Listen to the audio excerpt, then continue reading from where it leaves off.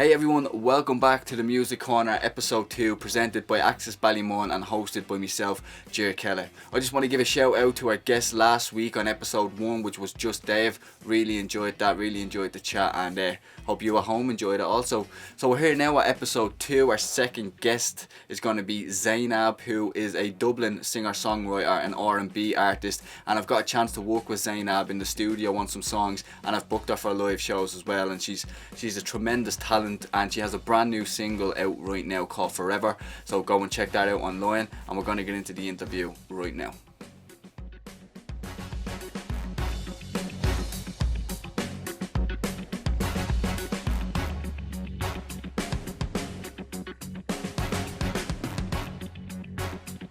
Thanks for being with us, first of all, Zeinab. This is episode 2 of the Music Corner, so thanks for taking the time.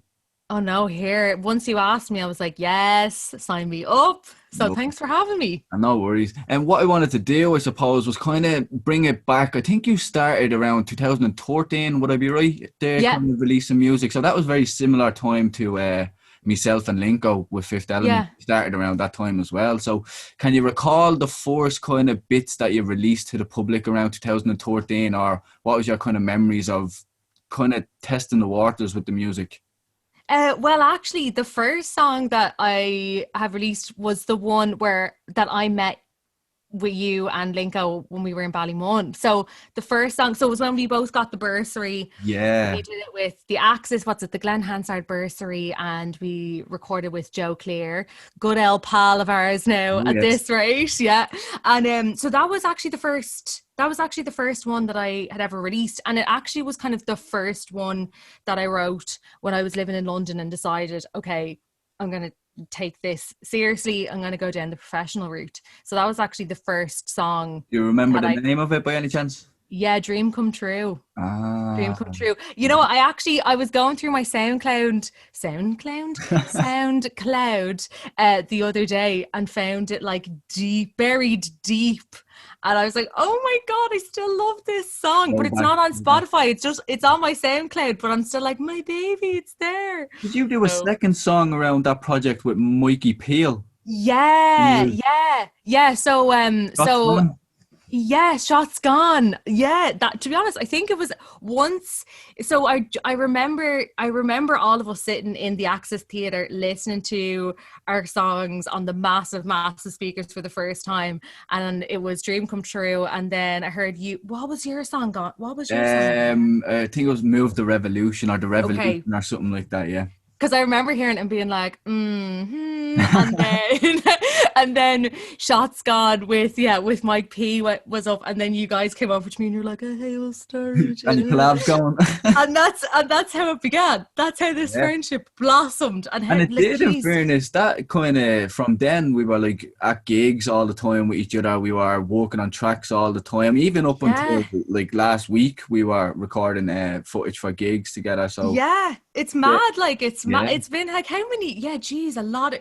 Well, 2014. So what, you're looking at 7-8 years now. That's mad. Yeah. That's mad. Like still going. Strong. Yeah. And then so that was kind of the point where you were like, yeah, I'm gonna give this music thing a shot. So what happened then kind of over the next couple of years from 2014 up until around 2020? Can you recall like what music were you releasing and how was it being received? How did you evolve over those few years? So you know what I noticed? I tried to release an EP. I had written songs, got it recorded, didn't like it, went back with someone else, recorded it again, didn't like it. So you know what?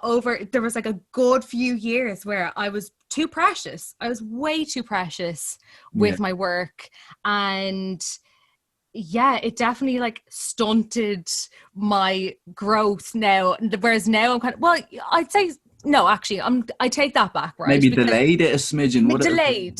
Yeah, delayed it. And I think that once I kind of let go and was like, right, just like, I think I was really, getting in my own way with trying to be a perfectionist. And then once I was like, right, what do I want to achieve? What sound do I actually want?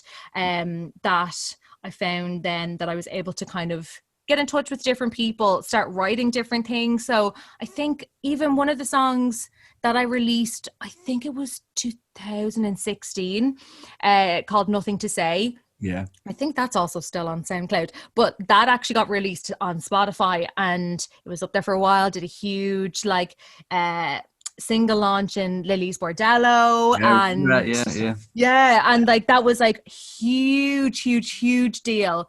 And then when I came back to the drawing board and was like, right, what's my next song? I was like, you know what, I can do better than the sound quality and the production on Nothing to Say. So I took it down, and you know what, I still am determined to revisit that, because I was playing it on the piano a few days ago, and I was like, I still love this song so much. I just need I was like, I just need to get it. I need closure. So yeah, I've just been kind of working with different people. Have been lucky enough through Joe Clear actually to have been introduced to some people over in London. So, you know, it was kind of just trying to get my name out there, trying to work with as many different people as possible. And even at the moment, I'm working with a mate of mine called George Mandeza, who is in London, and we're working on my EP at the moment. So there's a lot of stuff kind of, you know, a lot of stuff happened to get to this point, but all good stuff. Yeah, and so that kind of brings us to this point. So then where do you think your sound is now, and what, like, over the past year or so, how have you been pushing on to build the fan base? Because you're starting to develop a fairly big online following. Like, I think your Facebook page, I just glanced across earlier on, is like 20,000 followers. You're like mad. Yeah, like I'm not. I was shocked, but I'm not shocked if you get it. Yeah. Thanks. So how have you? Because it is tough to get those numbers. There's a lot of, especially when you're an indie artist, and then an Irish R&B artist, because that would you feel comfortable being classed as an R&B artist? Yeah. So that kind of even brings your niche Irish and then R&B artist. So that's bringing your kind of box smaller and smaller. So how have you got those numbers? How have you built that fan base? You know what? I think because before I was I knew that I was R&B. I knew that that's what I was writing. And I feel like it just wasn't, I feel like in Ireland, it just wasn't getting as much attention. Whereas I know when you guys started, like, you know, getting a lot of attention for like hip hop was starting to become more of a thing, and people were more accepting to listen to hip hop. And then I feel from that, more accepting to listen to R&B. So I feel from kind of staying true to my sound, which is I feel like it's someone said to me recently, they're like, it's R&B soul, but with like a hint of like 90s, kind of like those 90s riffs thrown in and stuff like that. So I think like, because I'm like, yeah, that is what I do, and I'm just embracing that.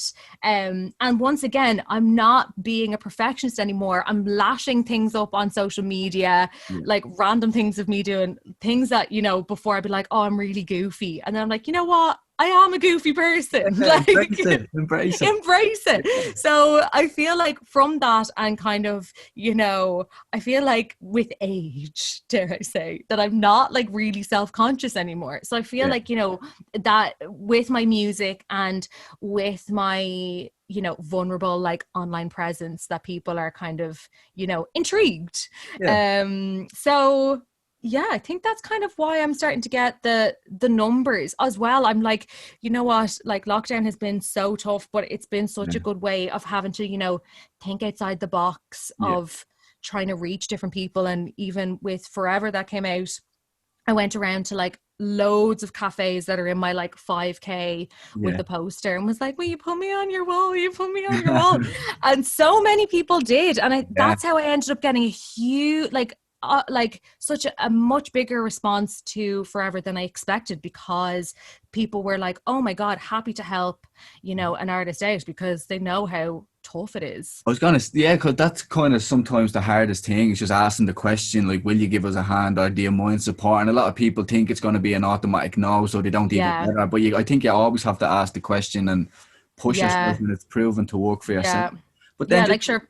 Yeah, no, go ahead. What were you gonna say? Well, all I was going to say was what my mom always says is, if you don't ask, you don't get. So, like that's a fact, just to go back to the lockdown. So kind of, everybody was kind of pulled to a halt when COVID hit. So what's your kind of lockdown been like? Because it's a year now. It's like essentially a Yeah. year that we've been locked down or going through it. So what have you been doing over the past year? You mentioned it a little bit with going around to the cafes and stuff with the community. But yeah, what have you been up to over the past year? Well, you know what? Like last year I ended up actually doing loads in there was a part where I was like, what am I going to do with myself? What am I going to do with myself? Blah, blah, blah. Yeah. And then eventually everything kind of came together nicely. Like my neighborhood, I absolutely adore. And it was one of our neighbors, like 72nd birthday.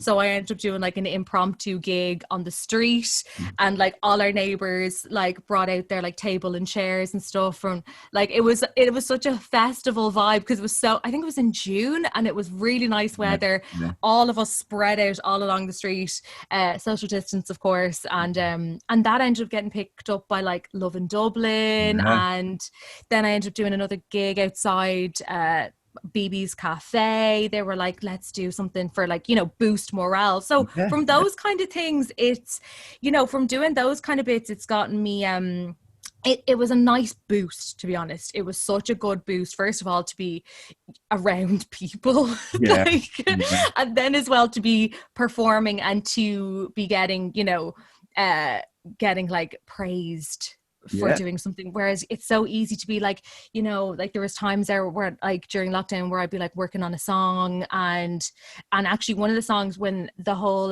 when all the Black Lives Matter stuff happened, I ended up like really struggling with emotions, and didn't feel like I could really, like, I had people to talk to, but people were experiencing it in a very different way. So I ended up writing a song, and even like now, like looking back, I'm like, I can't believe I managed to write that song, because it was so like obviously painful and uncomfortable and stuff, and I still haven't performed it to this day, because I'm like give it time give it time, it's like you want to be able to sing a song and not be kind of like voice cracking and stuff like that. But like for things like that, for when you actually had to lock yourself away to work on music, lockdown was good, because nowhere else to go. Nowhere else to go. However, sometimes when I want to lock myself away and write music, I instead ended up like binge watching The Real Housewives of Beverly Hills. So the really creative stuff. Oh my god, so inspirational. I think though you do need, like, I think a lot of artists, even myself, like, you're kind of, because you're locked down and you do have a little bit more free time, you're nearly on your own back to be like, I need to be creating, I need to be working.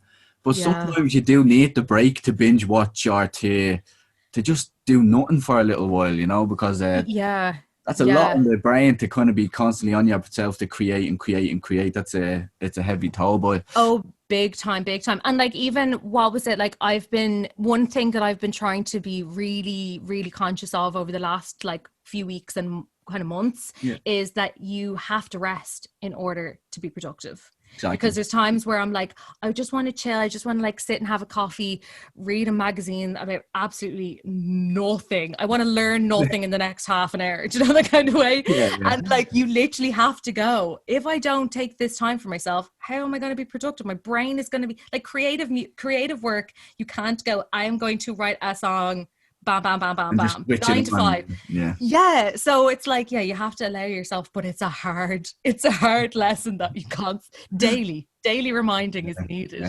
And then speaking of kind of staying productive, so I know gigs have kind of dried up, but there is kind of a handful of virtual gigs that have been taking place over the past year, and you've played some virtual gigs. You played the Axis sessions there about a week or two ago, and you played the Ballymun Halloween Festival. I'm not sure if you've played any too many more virtual gigs, but if you have, tell us about them. And then what's the experience been like doing a virtual gig? Obviously, it's nowhere near the same, but have you found yourself learning new skills, or talk to us about that? So like one of the other ones I did was So Far Sounds Dublin. So that was brilliant. That was so good. That was interesting from a tech perspective, because I had done another live stream gig, but that was on Instagram Live. So I found that easy. I had my ring light, which I think you can kind of see behind me, phone and that, and I was like, tech, grand. We did like a sound check, everything was perfect. So then with So Far Sounds, I had everything set up and then everything went wrong.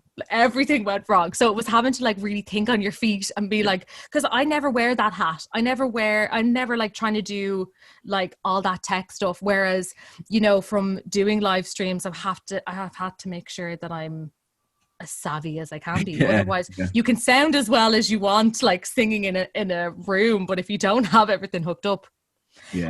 So that's definitely helped. I think I did So Far Sounds, I did my own Instagram live. Oh, and then I did Made of Music, which is this like international like showcase like platform, and Joe Clear, name drop many times now today.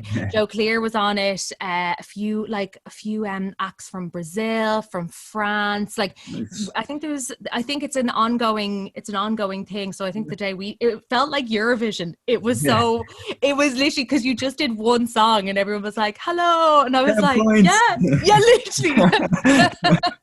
Oh, that was so much fun. But the only thing I can say, like, I really enjoy doing live streams, really enjoyed the virtual gigs, but when the camera goes off, you're just like, there's no weird after show buzz or it's like the very anticlimactic.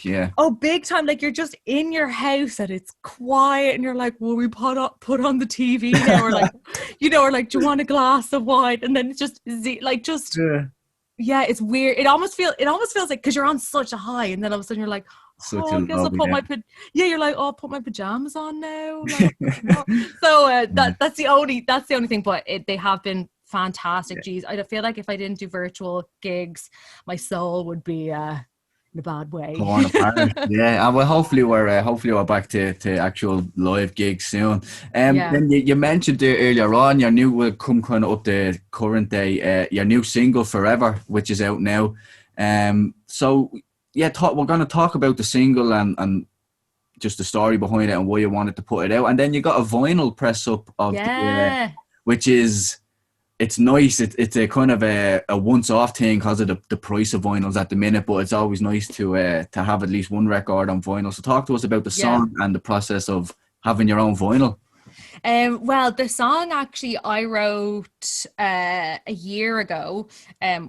Christmas a year ago for my boyfriend. I was having really bad writer's block, and he was like, okay, all I want for Christmas is a song. You have a deadline, off you go. So I was like, okay, yeah, fine, whatever.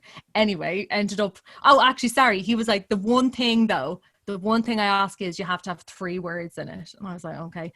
So he was like, orange, spicy, and fluorescent. He thought he was being gas. He was like, try and rhyme something with orange. See you later. Off you go. So I ended up getting those words, sneaking those words in, which I love when people are like, when people say to me, they're like, have you seen the lyrics on iTunes for your song? I was like, are oranges in there? I was like, yeah, it's there. It's there. So I wrote that for him, recorded it myself, and that's all. That's where it was supposed to go, just to him. Yeah.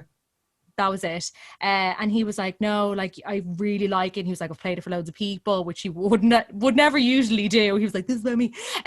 So we played it for a few people, and he was like, I think you actually need to look at this song as something for you. He was like, I'm happy for you to put this out, like, but I think you really should. So I ended up getting in touch with a producer called Magro, who's actually based in Berlin. This is why social media is so handy for this stuff, because I literally reached out to him on Instagram, and he produced the song. I ended up going over to Berlin just before lockdown, recorded the vocals. I could have easily recorded the vocals here. Even he was like, you can record the vocals at home. I was like, but I've never been to Berlin. Yeah, let's go. What a great reason to go. And then I got it mixed and mastered by a guy called Jared Heerman, who has done like loads, like mix and mastering for like Sinead Harnett, Craig David, I loved the song before he mixed and mastered it, but he took it to a whole new height, whole new level. And with doing that track, I had such an idea for like a very colorful illustration. So I got in touch with also through social media, to a girl called Lisa Techtmeyer, who did the illustration, and yeah, she did a great job. A Yeah, great beautiful. job. Yeah. Oh, thanks. Like she like still like you know what the lovely thing is we got on so well coming up with ideas for it, and when I got it back, I was like, this has to be on a vinyl. I wasn't planning on doing a vinyl, not one bit, because I know how expensive it is to do. And Yeah. you know what? I was like, I'm not doing it. I won't get to do a single launch. So this is the best thing to do. And yeah, I'm so happy I did it because the artwork is just, I feel like I've said to so many people, I wish this could be my passport picture because it's just so pretty. I'm like, can I just put this on my passport? So yeah, so vinyls are like on my website, ZeinabOfficial.com, and yeah, have a limited number. So my uncle was like, make sure you sign mine, right? I want to be able to sell it on eBay in a few years. Yeah, you never know. No, but it is no fair play because it's one of those kind of if you get one of your records pressed onto a vinyl, it's something that you're Yeah. never going to forget, something that you can have with you forever and kind of pass down throughout the family or wherever. It's a big accomplishment. So congrats on that one. Cheers, man. We're nearly finished up. So just what's the plans for the future? Hopefully we're coming out of lockdown, hopefully sometime this year or in the near future. So what you're working on now? What's the plans for the future for Zeinab? So I am working on I'm working on two songs that are coming out very soon. Like I'm talking May, June. Ooh. Yeah, two songs. Like, yeah, they're gonna be, yeah. I'm excited, as you can tell. I've no words. And It's coming that early, yeah. yeah, like really soon. So I'm so excited for them to come out. And then I'm also working on my debut EP, so that should be coming out if all things go to plan, September, October, fingers crossed. And yeah, I'm just trying to write as much as possible. Like future Zeinab hopefully will be, doing gigs and doing like an album launch, like an album tour. Like that's what I'm working towards. I'm trying to get so many songs under my belt during this time while we can't gig. Yeah. So then I'll be able to go out with my toolbox of tunes and hopefully, do a good bit of gigging. I'm excited for it.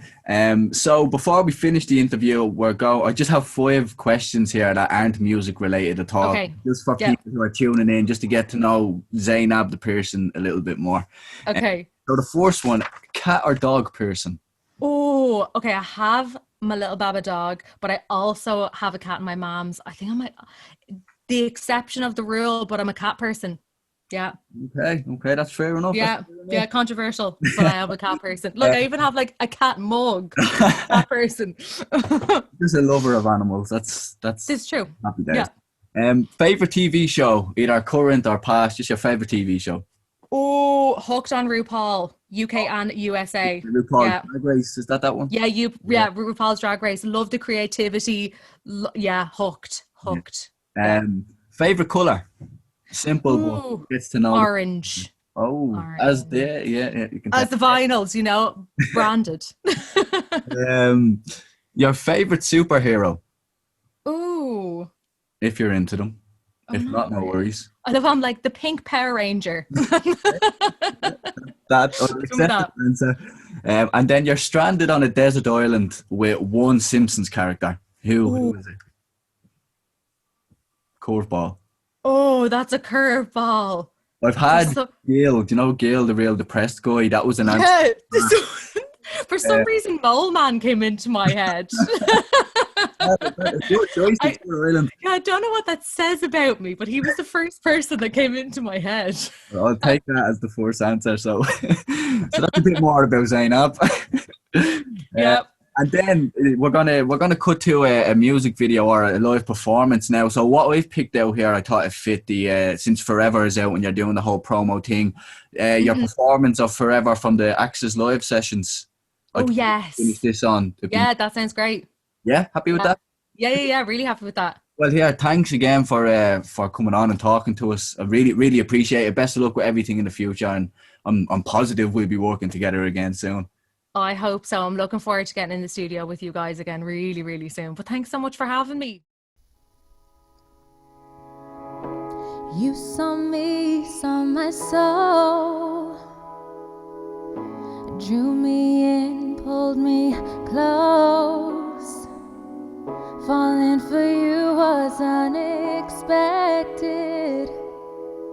My heart now full, my heart protected. Right from the start, it felt so pure. You were the one. You fill my life. I'm on cloud 9. You are the one. I love you forever. Nothing that I wouldn't do for you. I promise to never walk away. I'll be here till my dying day. Oh, oh, oh.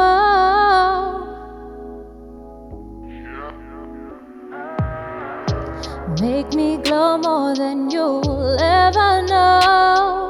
You're one in a million. Nothing compares to you. Asked you to love me and you love me too. That's when I knew you were my boo. I love you forever. Nothing that I wouldn't do for you. I promise to never walk away. I'll be here till my dying day. I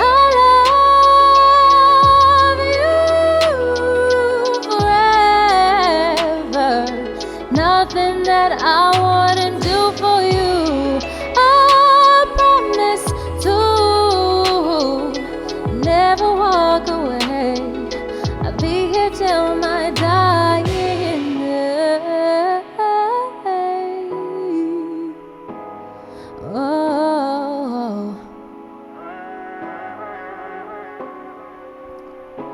aren't you glad I walked into your life? A spicy kind of love we have, fluorescent kind of light. Aren't you glad I walked into your life? A spicy kind of love we have, fluorescent kind of light. Aren't you glad I walked into your life? A spicy kind of love we have, fluorescent kind of light.